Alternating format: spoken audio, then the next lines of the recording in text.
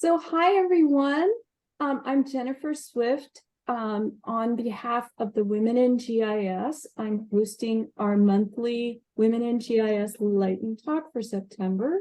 I'm a professor at USC, and we're honored also to have the chairman of our Professional Development Committee here, Aswati Grover. So that's really wonderful. So we have a great lineup for our education talk today. First, we'd like to thank very much our platinum sponsors, YGISC, Esri, Bad Elf, and Embedded Alliance for their incredible support. And there's also we have wonderful support for these talks and other things from a number of other sponsors, Westland, Axon, Cal Technologies, Locana, Geodesigns, OSA, Geodetic, Turek, Moncloth, Parihar. So I want to say thank you to everyone. So our lineup today, we have a fantastic lineup. We're so honored to have these incredible women with us today. Vinita, Yadav will be our first speaker, talking about importance of geospatial technologies in planning education. Seema, Mehra, Parihar on reality checks on gender parity in education in India. Philippa, Burgess, Grad, talking about the grad school experience, and Esther, Ogbu on Women Learn program fostering diversity through educational initiatives. So with that, I'd like to present Vinita. So I want to introduce her and say a few nice words about her. She's in the Department of Regional Planning in the School of Planning and Architecture at Indira Gandhi National Open University in New Delhi. And she's 20 years of experience in consultant organizations, NGOs, university, and domains from institutional strengthening, urban development, governance, infrastructure development, and the list goes on and on. So we're very honored to have Vinita with us today. So let me stop share, and Vinita, you may go ahead and begin your presentation. And I'll start the. Thank you. Yeah. Thank you, Jennifer. You're welcome. Good morning and good evening and good night to everyone, depending upon the time zone in which you are in. Just one correction, that I am currently placed at School of Planning and Architecture, New Delhi. It's the National Institute of Importance located in India, and I did my MBA from Indira Gandhi National Open University. As far as geographic information system is concerned, it has a great role in planning education. At school of ours, we have always started educating about it in 1900, almost 80s. We started educating with the remote sensing technologies. In remote sensing, the use of satellites, its data, and how we can interpret it for the planning purpose has been taught to the students. The importance of GIS for planners is that we need the locational attribute of different kind of data which we collected. For example, if we need to plan for the solid waste management site, we need to know where it is located so that we can plan the travel routes for it. Also for the water supply, from the main point of access, which is river, to the household connection, we have to supply it, and for the purpose of which we can use the locational advantage. The space and place has always been important dimensions for the planners, and when we do the mapping, basically we are mapping all the spatial attributes of the data set. We all are aware of that we had the raster and the vector, two kind of data set which we use it in. The terminology has changed over a period of time, from a time when we used to talk about the remote sensing, then a time when we shifted to saying the GIS. And after that, we started shifting to spatial data infrastructure, in which we used to integrate our data with the spatial informations. As far as data collection is concerned using GIS, in the educational field, it is about the scale which becomes important. At the city scale, we go into very much in detail in terms of gathering the information. But when we shift to the regional scale, our focus shifts more on the more on the broader aspects of the data collection that has to pertain, for example, while doing the planning for Lucknow, which is a capital city for Uttar Pradesh state in India. As far as regional scale is concerned, we are mapping the water bodies like river, canal, etc. We are mapping all the educational institutions, higher educational institutions, health facilities, and also the attribute of the demographic, for example, where the population growth has happened and all.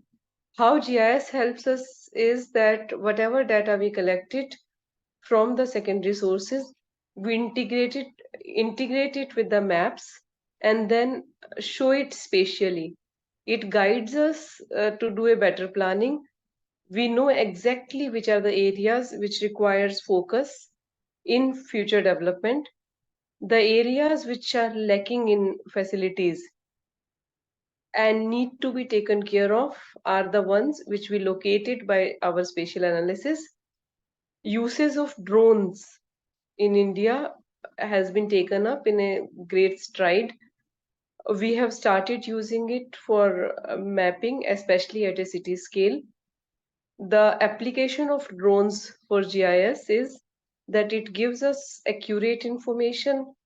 It helps us to identify at a grid level, which is very much microsm, which is vast different from the data set which we receive from satellite. From the satellite, for example, we can guess the trees canopy which are there in our region, but from the uses of drone, we can exactly know even below the trees if there are settlements and housing which are available.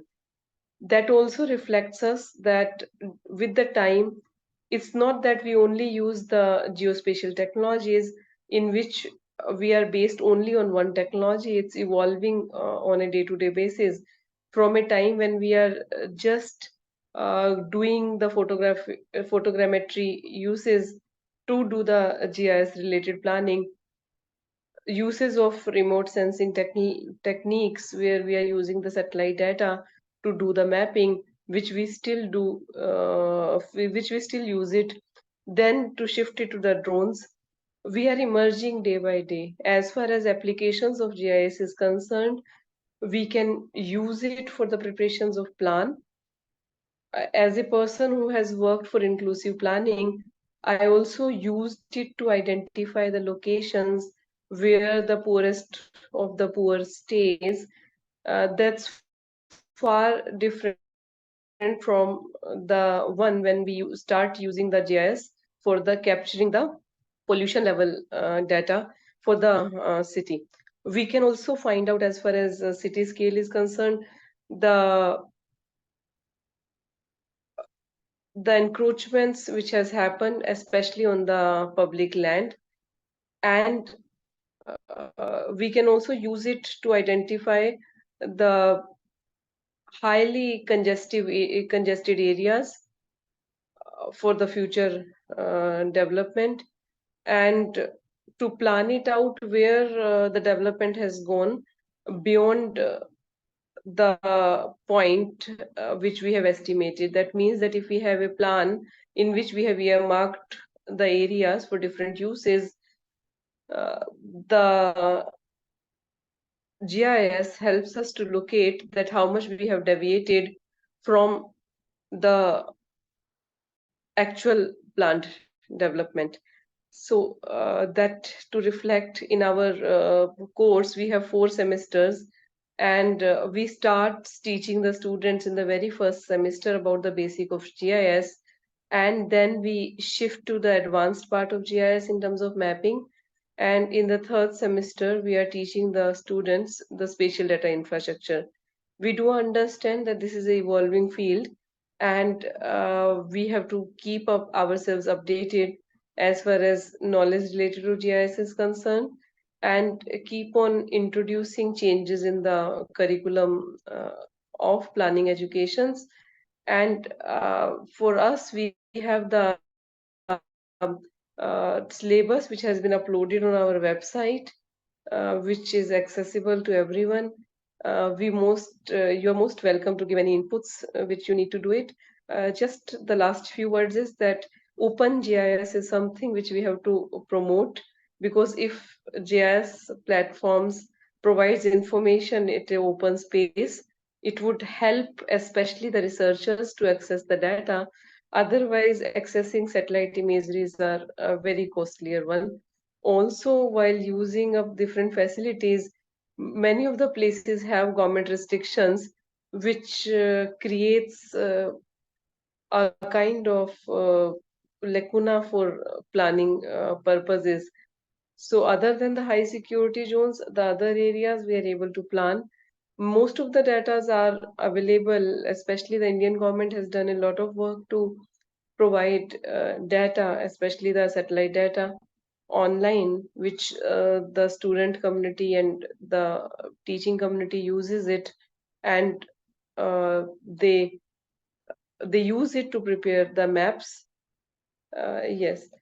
So for us, like first of all, we would have to say that all the facilities need to be mapped. Secondly, we have to provide spatial connotations the equal importance as it has been given to the social and economic components. Applications of the technology shall be made the user friendly. At a scale, which technique will be used needs to be understood, because in geospatial applications, the regional scale has a different meaning than the city scale. In the regional scale, especially for the land utilization, we are more concerned about the agriculture uses, water supply uses, water bodies uses, forest cover, etc. Whereas if we shift ourselves to the city scale, we'll be more talking about within the land utilization built up category, within the built up residential, commercial, institutional, and industrial. So the scale variation also dictates the kind of details which we'll be collecting through uses of GIS. And with this, I'm just closing my talk. Thank you. Thanks a lot for providing me the opportunity. Thank you so much for joining us. That was great. And we really appreciate it too much, because I think it's the middle of the night for you joining us. And so thanks so much. Really, this was wonderful. Do we have any questions?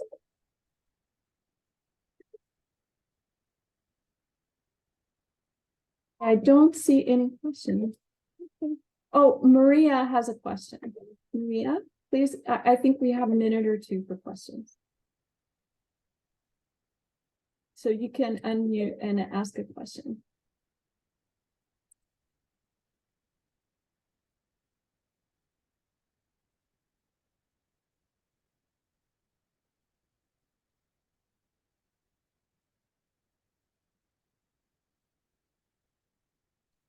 Okay, so let's go ahead and move on.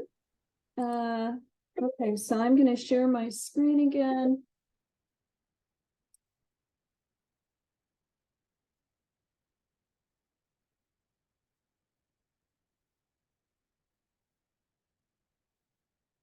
Next speaker is Baz. We're honored to have Seema, Mehra, Parihar, and I'm wondering what the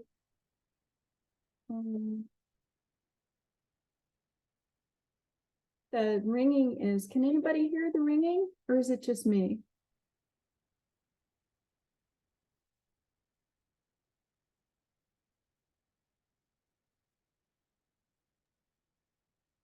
just me. Fine, So I'm getting a lot of ringing at my end. If you guys can't hear it, I'll just go ahead and continue. So we're honored to have Seema Parihar with us today. She is a fellow at the Delhi School of Public Health and the Institute of Eminence, University of Delhi, and faculty, Department of Geography, my college in India. So she's Seema has more than 35 years of experience in academics and in the areas of gender, GIS, remote sensing, and natural resource management, health and field-based research. And so we're very honored for her to be joining us today, and I will let her take over now and start it. Should I share my screen? Seema, hi, welcome. And please Hi. go ahead and share your screen. Yes, thank you.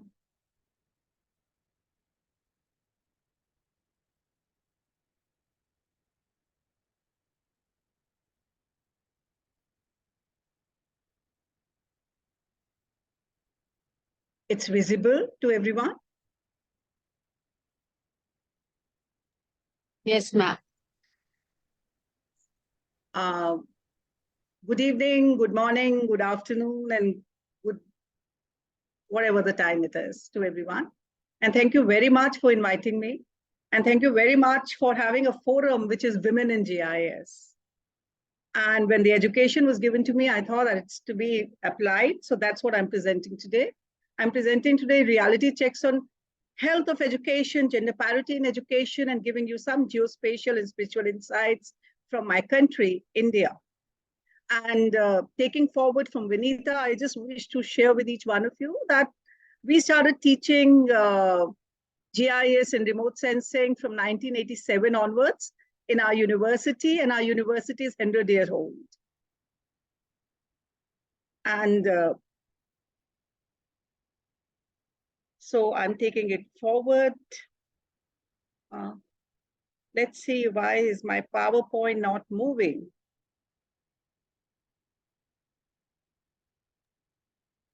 Is it launched? I think maybe you That's need what to I'm hit the trying to launch see. Why is button. it not moving? Let's see. Try to stop share and then. No, I shared. Am I sharing my screen? You're seeing now? But I think it at the top it says it's not the product activation, something about that. Maybe I'll share maybe it again. make I'll sure share it's it again. yeah, I'll share maybe it launch again. it and then reshare it.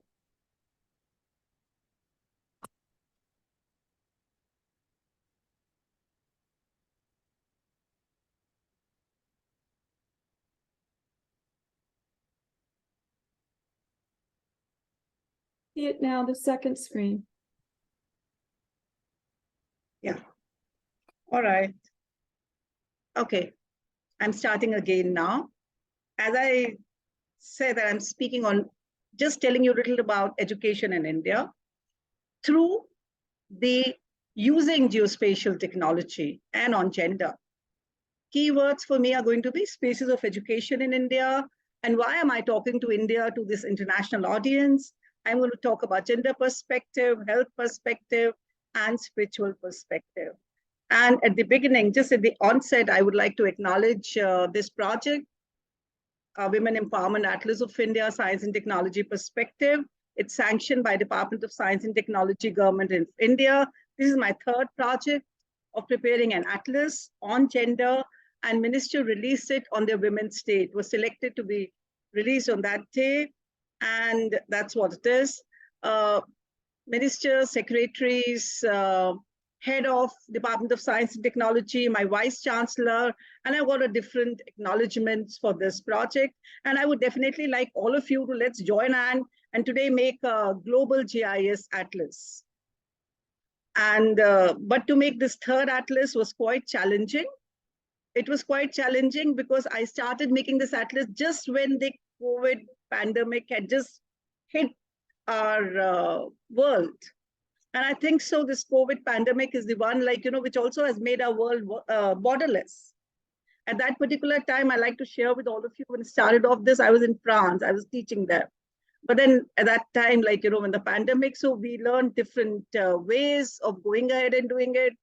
I also had a lot of surveys done online with the help of tele surveyors, because the time was that when it was not so safe. We had a lot of other things. But now today I'm going to take education as a theme. Though this Women Empowerment Atlas of India, I think that this is one of the kind in the world with 300 plus gender disaggregated data. I have now these all 9 themes, but I'm going to today stress upon women. What is the status of education and women together? And the moment you talk about India, India is quite diverse, it's quite big. But wherever women are there, it's important also to see the terrain, terra firma. You also have, as you see, you have a lot of physical anomalies in India, diversity.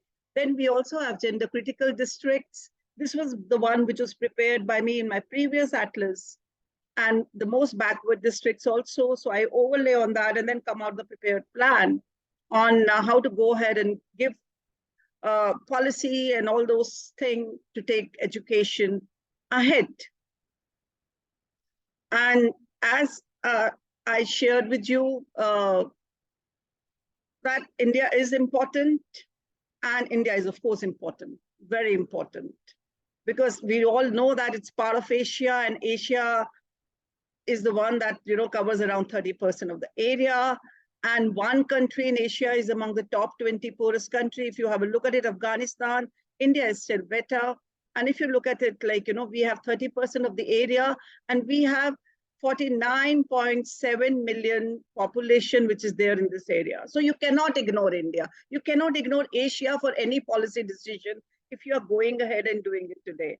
Now with Women in GIS, like a platform, I'm so grateful to Swati and to you all, the ones who got in. I think so we all need to get together and do many more new things using our geospatial technology. 3 of the top 10 countries are the English-speaking country are in Asia, and one of them is, of course, my country.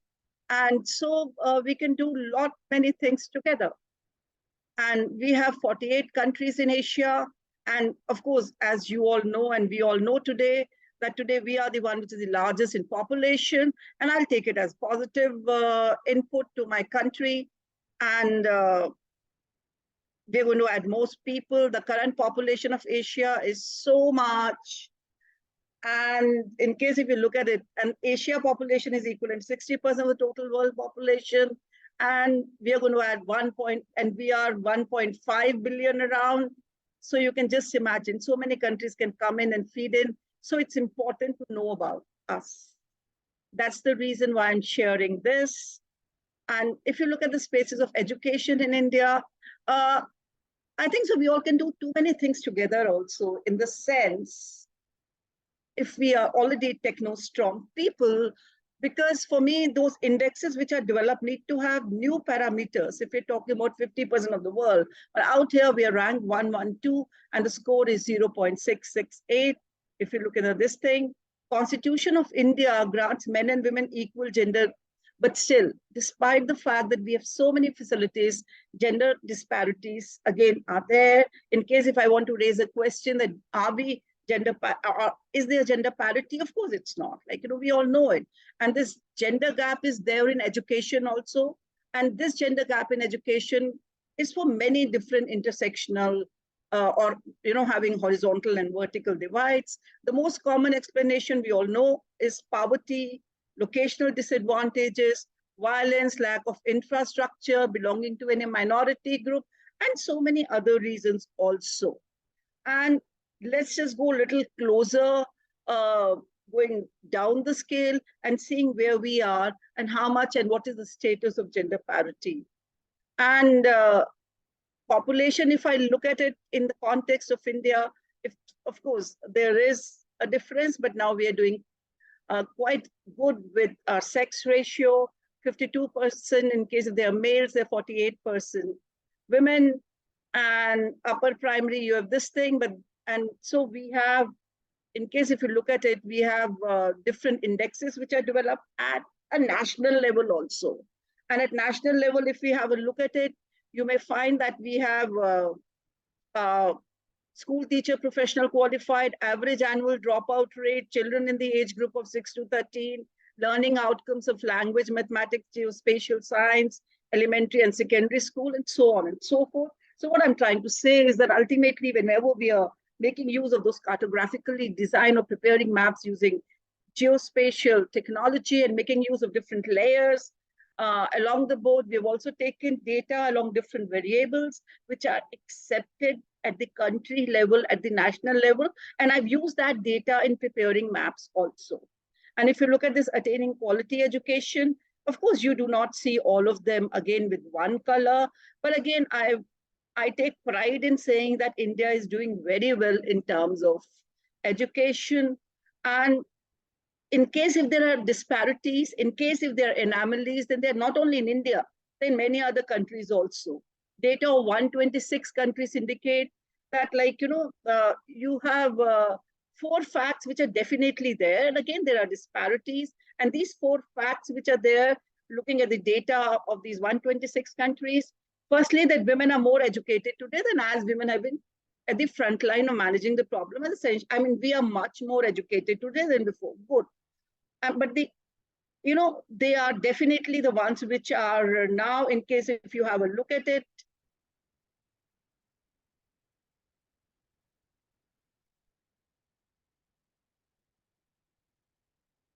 of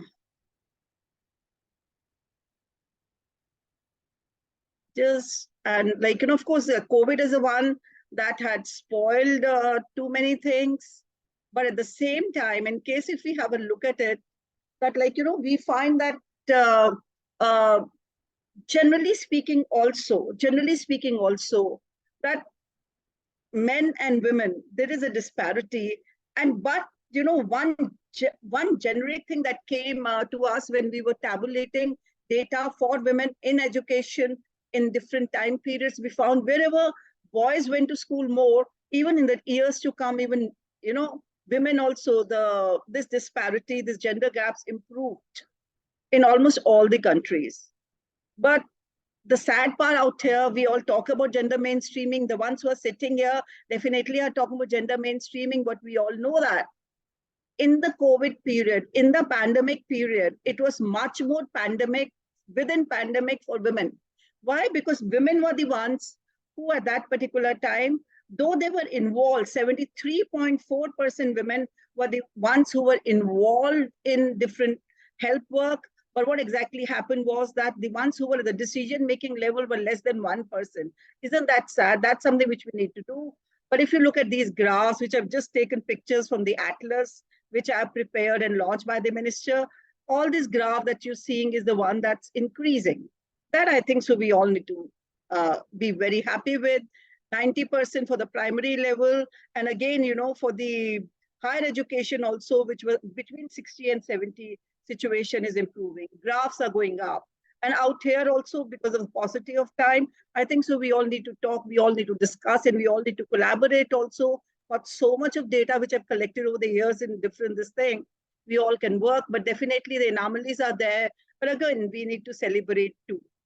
Why we need to celebrate this in the context of India? Yes, I'll just say it because, you find that there are a lot of schemes for India and health of also, in case if you have a look at it, though we are ranked 150th, 0.944, but again, we are improving.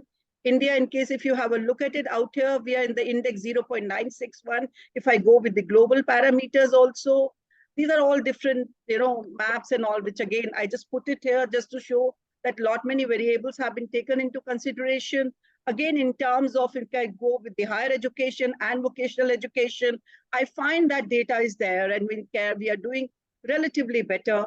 Then finally, I also calculated using around 83 variables for education in women, and I found that the indexes are 0.91 to this thing. All states are doing well, but in case if we've got 6 zones in India, if we have a look at it, again, we can, with the help of GIS technology and all that, we find that different zones are behaving. And the southern zone is the one which is the best. And in case if you have a look at it, the eastern zone is the one which is again, is at the rank 6. So there are ways, there are this thing. Of course, there's definitely, we need to do more about it. We all can learn from our spiritual, doctrine. I think so many times as I use in my workshop, I always say Chaitanya Mahaprabhu is the one which is the Kali Yuga, the present Yuga, which is a representation of men and women together. He's the one who's called of the Vedic literature. I always tell in my gender workshop, if, and today in case if you look at it, Chat GPT and other AI and all that, when Lord Chaitanya, he went to school, he learned so much on the first day. By the time he was 11 years, he knew everything. And today, courtesy Google, Baba, we can know anything in the beginning if we know these sentences. So that's Seema, what I just want to say. Thank you very much. There's so much we can do with GIS. There's so much we are doing in our country also. And I'm happy to be part of the government for the Ministry of Women and Child, Government of India, and Ministry of Science and Technology in collecting this data and showcasing using geospatial technology in a document which present day government is using. And definitely I want to join hands with anyone. So thank you very much. Seema, thank you so much. That was fantastic. Yes, great. And that is a lot of information. And a lot of it is good news, and there still seems like a lot to do. So it was really great talk. Thank you. If anyone has questions, you could unmute. We could maybe have one question. And you can also put questions in the chat. Okay, that if we have time at the end, we can go back. Okay, so we'll go ahead and move on. I'll just stop sharing now. I'll stop sharing. Yeah, you can stop sharing. Thank you very much. You're welcome. So let me share mine. Thank you, Maria, for clapping. Yeah. Okay, so our next speaker is Philippa Burgess. And I have a note here.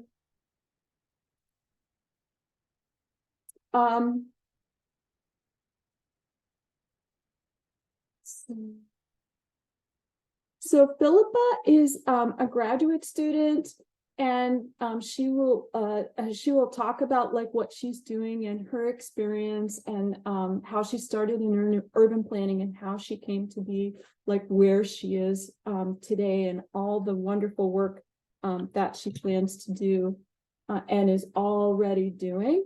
And I know Philippa, so we know each other, and she's a fantastic scholar. And I would say that my experience with her is that she is so hardworking and so advanced that my experiences with her is similar to the experiences I have with our PhD students.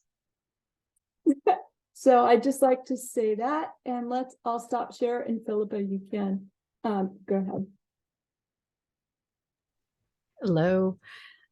Hi, everyone. So I had a friend actually when I was in my grad school experience, and I was saying how I was moving through. She commented, she's like, yeah, grad school is like a river. And I have felt like I've had the opportunity to see that, embrace that, and want to share that today. And so my journey is from urban planning to GIS, and then spatial data science, digital twins, and GeoEnt AI, which are all facets of the field that I'm quite wide-eyed and excited about and open to. But I really want to capture what I have learned in just 1 year, but let's start at the beginning here with my relationship to USC. I got my bachelor's in international relations in '96 from USC. There I am at my graduation, and I worked professionally for 25 years, and kind of felt as if I've been in this transition that all the things I was doing and I learned in that 25 years of professional didn't apply to anything, except for now actually I'm saying like, oh wait, there's a place to sort of fold it all in. And but at that time I was really kind of ready to put a lot of that stuff away and just start on this new adventure. So I returned to graduate school in 2021. We were mid-pandemic, and I had moved, and I was living in a very rural area, and I was kind of done with the job I was doing, even though I could do it remotely. I was just really ready for a change, and found the urban planning program at USC, and just absolutely decided that that was something I wanted to learn more about. There were so many disparities that I grew up seeing, and I didn't understand why they were there and how much our cities are constructed and by design, and politics and economics that are the drivers, and the importance of clean air, clean water, clean soil, and just all the things that go into understanding equity and history. And it just was a great degree. I loved it, and I finished that exactly a year ago. There's me at my graduation in the spring of last year, and then I finished up that program in the summer. And in that program, just want to capture where I was a year ago, and this was a great opportunity for me to see how far I've come, is that we had a big data class in our third of 4 semesters. And I learned RStudio, Geoda. We were working with the census data, which is referred to as the ACS, American Community Survey, CalEnviroscreen, which looks at pollution and pollution burdens and kind of matching those data sets. We were introduced to Flourish, Tableau, and a general nod to the existence of QGIS and GrassGIS. I was introduced to John Snow's cholera map from 1854, Visual Capitalist, which has great data visualizations, W.E.B. Du Bois and his 1900 Paris exhibition for the state of Negroes in America, and of course, Charles Joseph Minard and his map that was Napoleon's campaign to Russia in 1812. And that was the first time I was seeing any of this. So my background is in media and marketing, and I just never really kind of looked at this. So we've got on the right here is my first attempts at data science and data analysis, and just learning how to put scatter plots and histograms, and I didn't even know the word choropleth map. And so this was just like, I want to kind of share this as just kind of like, how do people come into GIS? What are those first points of inspiration?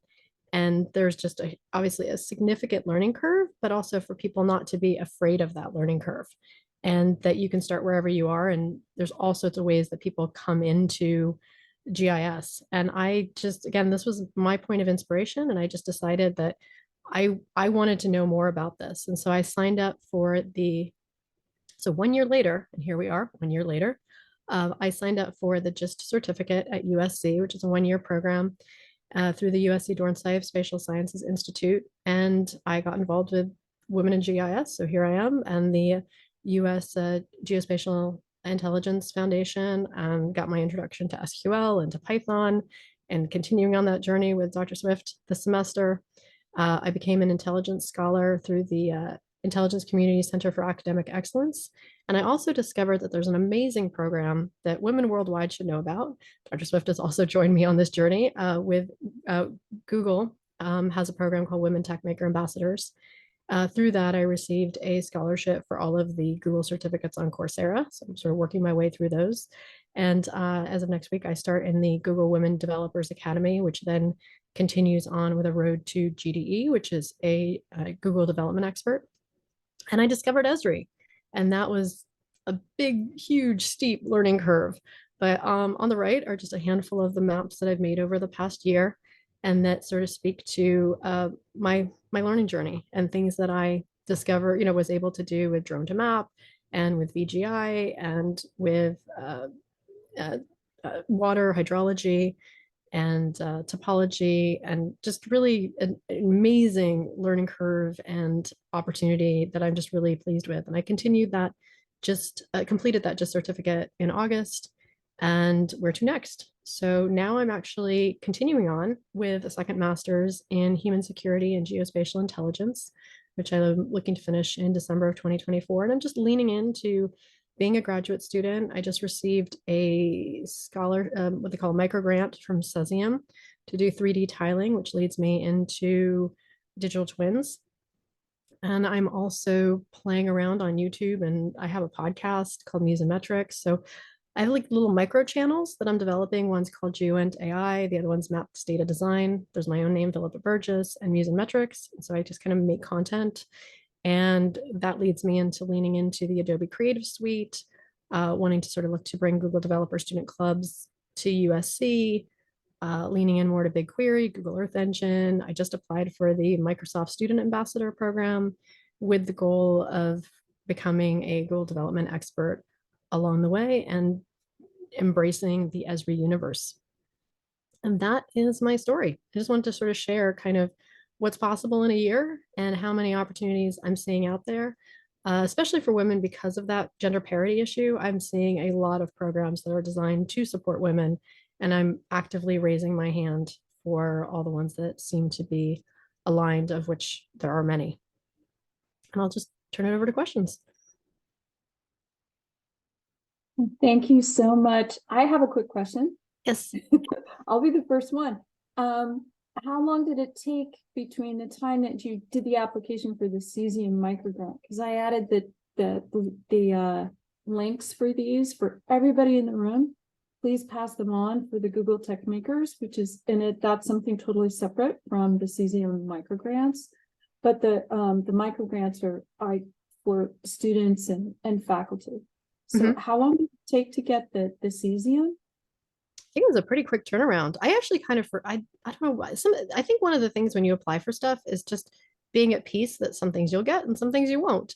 And it was one of those things where I just was like, oh, maybe I'll get it, maybe I won't, just submit.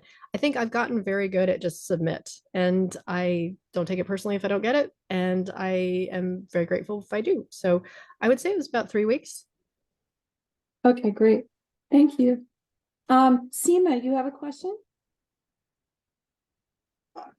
Yeah, I have a question. First of all, congratulations from coming from international relation to holding hands with us and becoming a member of Geospatial community. I'm so happy that you're excited with Esri. None of us can do anything without Esri. For us, we all start with, whatever QGIS and all that. I have all the respect for all those open source technologies, but some or the other, we all are in touch with that. Just one question out of my curiosity: how enthusiastic are you about using this as a tool in your work today and tomorrow when you'll be formally joining our profession? And congratulations on your ma'am appreciating you. Yes. Well, I think one of the things that, I said I tried to put away my work that I had done for 20 years, and I didn't think anything of it. And I think the big thing is, so I'm loving Esri, and I want to be as technically proficient as I'm capable of being. But what's shocking me, and it was really surprising to me, is that in any forum that I'm in, I raise my hand, I speak up. I'll always be the first to speak. And I'm in so many rooms with people I want to be the last to speak. And that's shocking to me because I grew up professionally in the entertainment and media industry. And so I'm used to being on stage. I'm used to tell a story, put on a show. I'm very comfortable with media. And it's shocking to me that, and so when I'm in the women tech makers, so many of them are so proficient technically, but they're so shy. And the Women Tech Makers is designed to sort of help people get on more stages. So when I have my podcast and I say, hey, come hang out on my stage, they're coming, but a lot of them are like, oh, it's the first podcast I've been on, or I'm not sure about YouTube. And so I'm just like, hey, come hold my hand. Let's do this. And I want to put you on stage. I want to share with you. So I just feel like it's interesting to me, like marrying this technical world with this communication world, which is why I was so excited to see that you were doing this. And as I normally do now, I raise my hand and I say, sure, I'll come hang out. So thank you for inviting me and letting me share. Congratulations, and stay with this. Philippa, Maria has a question she put in the chat, and she says, you mentioned the learning curve with Esri, and she says, I have a real question. May sound like a joke. I'm serious. Did you ever break down in tears during the process of learning Esri products? The answer is yes. I think the biggest thing is when I started with the urban planning degree, it actually was structured as an executive program. So all of us in my cohort were older students who were also working full-time, had families, and I was able to complete a whole master's with a full-time job. And it as life designed it, the 2 contracts that I had just naturally ended in August of last year. And I was so grateful that I was not working full-time, that I was not working at all. School was my full-time job last year. Only now am I like, oh, okay, let's do more with podcasts, with videos. And I'm sort of treating that like a job and taking these scholarship opportunities and doing a lot more with Women Tech Makers as my work time versus my school time.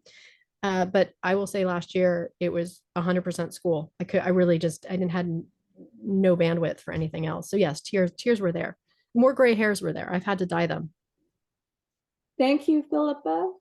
And thank you for that incredible talk. That was great. Thank you. Thank you. Okay. So, I can start my share. any other questions, please go ahead and add them to the chat. So we'll go on to our next speaker. I'm trying to stop my So, share. Can you disable me or am I? Let's see. It's not cooperating. Yeah, you There did is. it. Okay.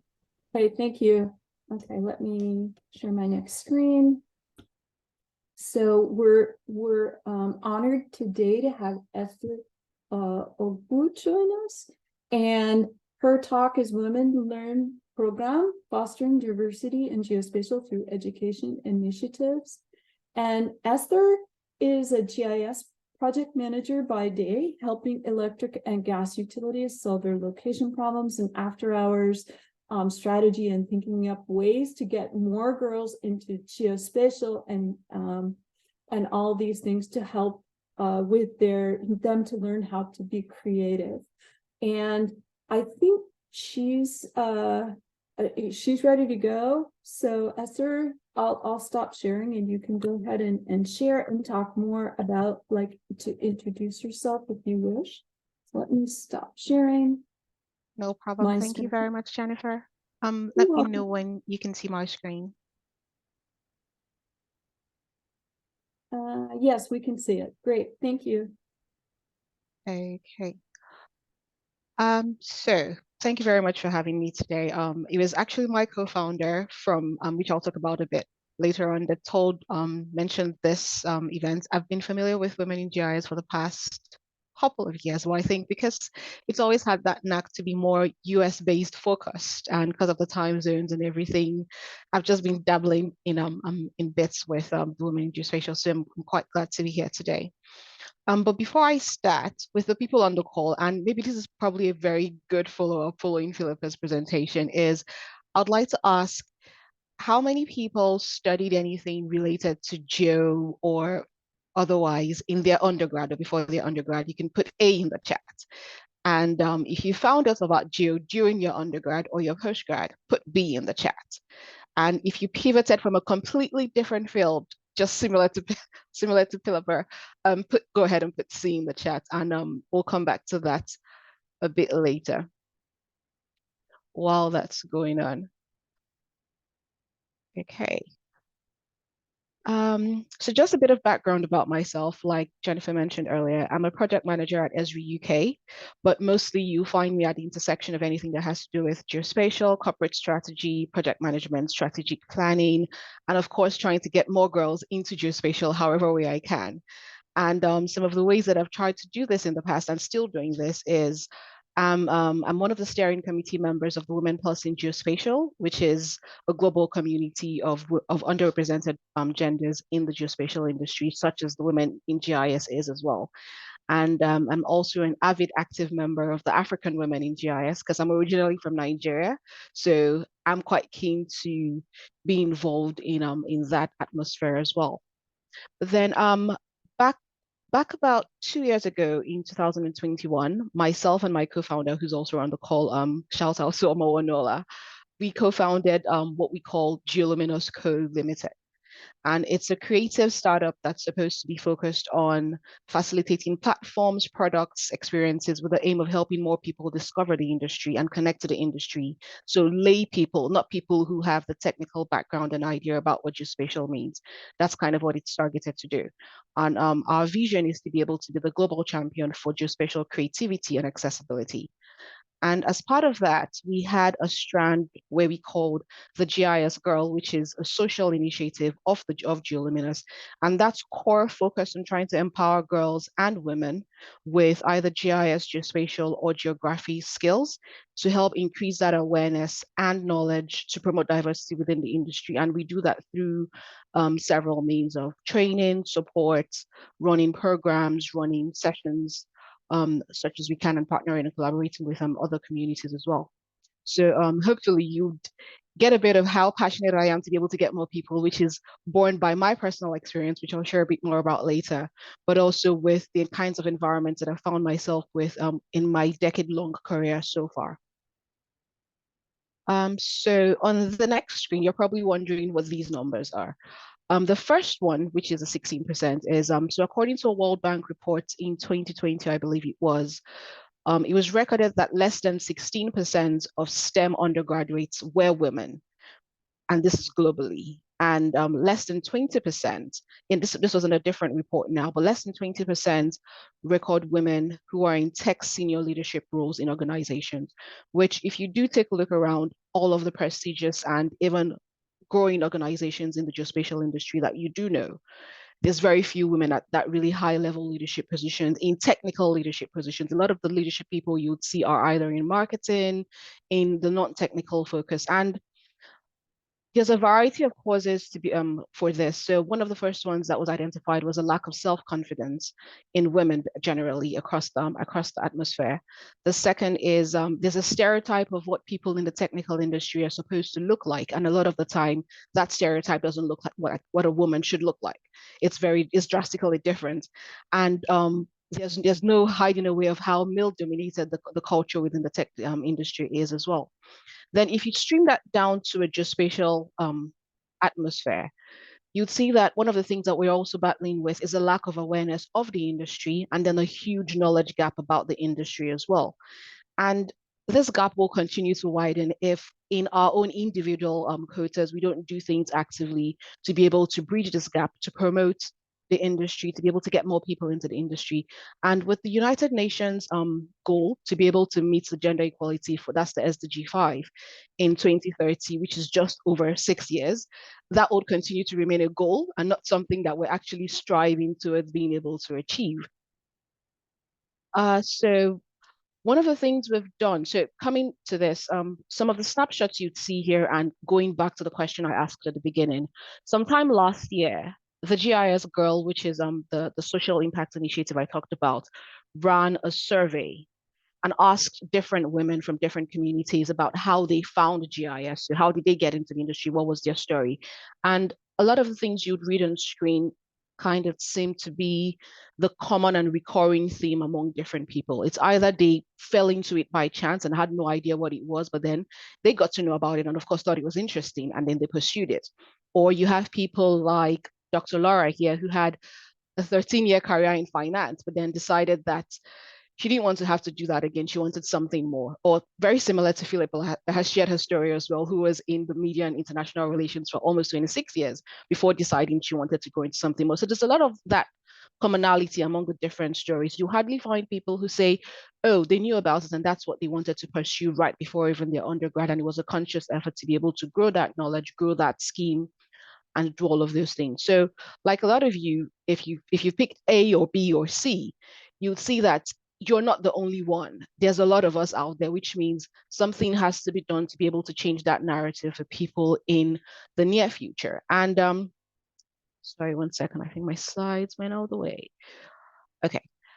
Yes, to have it back. So what role have we played now as the GIS Girl, which is probably the bulk of or the crux of what I wanted to talk about today, is the Women Learn program. So what we did, what we did, not what we're starting to do, because we started already. So the GIS Girl started the Women Learn program in July. And what this program is supposed to be is, after a series of discussions that we had with other people in the geospatial community and within our small team, we decided that we wanted to build a well-rounded, intimate initiative for people who have the interest in coming into geospatial, probably have an idea of how the technical side of it works, but want to be able to translate their skills from technical to real-life applications. And we selected the women you can see on screen here today are from different backgrounds. So we have people from Nigeria, Uganda, India, Mexico, Brazil. There's someone based in Thailand as well. So it's quite cut across, it's a wide range. And we're partnering with the GEO University to offer technical courses, which all of them are learning across different tracks. So there's a data visualization and cartography track. There's a data analysis and remote sensing track, and then there's a data analysis and GIS track. So there's that part for them to brush up their technical skills. But we're also working with industry professionals as track coaches to be able to have candid and practical conversations with these women to understand how they can transfer those skills from theory to real lives, how they can explore real life projects, how they can advance in their respective careers. And we're also hosting non-technical sessions to talk to them about hiring. How do they get into the industry? How do they position themselves to get hired? How do they navigate their career paths? How do they go from technical roles to non-technical roles, or vice versa? How are they able to do that? And a host of other topics. And it's been quite interesting and very eye-opening that some of the experiences that they have is, as much as it's similar to what most of us have, they don't know that these opportunities are out there. They don't know that there's education that they can have access. They don't know that there's a community or a network, which is one of the things we're trying to build. And hopefully that this is our small way of just starting to scratch the surface, but at least get more people to be able to come into the industry and try and bridge that gap. So finally, a main question I wanted to leave you here with today is, how can you, as a woman in GIS, play a role in bridging that gender diversity gap within the industry? What role can you play? What can you do in your own tiny little way to be able to ensure that we go a step further to have one more person come into the industry, one more woman to come into the industry, so that when we all outgrow where we are, there are people that would also pass the light and pass the torch forward. Thank you very much for listening. If you want to connect with me, you can connect LinkedIn, or if you want to find out more about the initiatives we're doing, you can send me an email. And thank you very much, Jennifer. If anyone has questions. Thank you. Thank you. Thank you very much. That was fantastic. I that was very interesting and really wonderful to hear all this news of everything that's happening. So there are some hands raised. Maria, you have a question? Hi, so yes, to answer Esther's question about how women can help other women join the geospatial field, I wanted to speak on my experience as a person entering the geospatial field, coming from a teaching background. I feel like something that's helped me is that all the women who I've connected with on LinkedIn who are also in the GIS field have been so incredibly warm and welcoming and helpful to another woman. And I feel like to have that continue has been important for me. So I would like to do that as well as I progress in my GIS career. And these spaces as well are really helpful. Yeah, thank you. So on that line, everybody, if you'd like, you could put your LinkedIn in the in the chat. That would be great. That's something that they do in a big way in the Google Women Tech Makers meetings. And it's a lot of, I've made so many connections in that one already since then, even in the onboarding meetings. Next, Seema, you have your hand raised. Esther, I just loved your presentation and your question. I'll elaborate it further. You said that only for the geospatial industry. How can we do it? I would say that, even in India, in geospatial industry, in case if you say even in today, in the conferences, initially there used to be 2 or 3 women, even in the SV conferences. Today you find that less than 1/4 are women. Even in the sessions which are dealing with gender, you again find less women, and there are more men there. It's just that maybe in the mindset, but my take is that we all women should definitely now get into, because of today the possibility of the application, we should now penetrate deep down in other fields and showcase them that we all are equally empowered and we all can do it. But I love your enthusiastic, involved, engage yourself. And thank you very much for this. I should say thank you to Swati. Let us all engage together and take it forward. Thank you. Yes, that was a great question. I'm opening all the links and I'm going to try to follow everybody.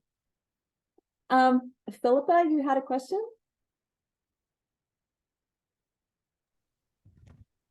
Oh, I was on the LinkedIn. I was just looking at the LinkedIn. I'm good. No, that was wonderful. That is a great presentation, and I'm very excited about the work you're doing. And with anybody, I invite you all on, and anybody can come on my stage. I do podcasts. I'm now doing more on YouTube. So I welcome short conversations, longer conversations, audio, video. I am just, that's sort of a very comfortable place for me. And so I'm sort of now seeing this new marriage between the two spaces of my old life and my new life. Hey, thank you. Do we have any more questions? I don't see any more hands raised. Okay, so I have my one final slide. So thank you, everyone. Thank you for these fantastic talks. I can't tell you how much I appreciate it. Your time and effort in coming and preparing. We all know how much time that takes to just to prepare for something like this. So really, really appreciate sharing these stories and this research and all of this unbelievable work that you're doing. Our next talk is October 6th. Our next, lightning talks, and it's paranormal mapping. So I can't wait for that one. and so that should be very, very interesting. I've only had one student in my entire career work on something like this. He was trying to map UFO sightings and do some spatial analysis about that. So that was interesting.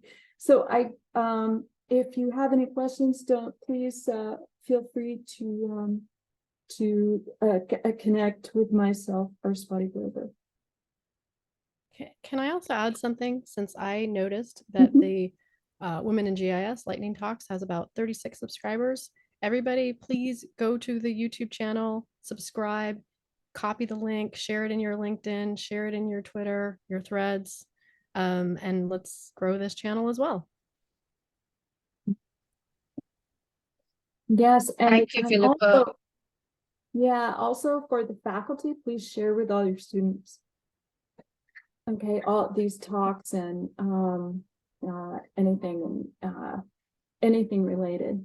Okay, and that's it for me. So goodbye and thank you very much, everybody. Thank you, everyone. Thank you so much. Nice to meet everyone. Thank you very much. Thank you. Namaste. Thank you.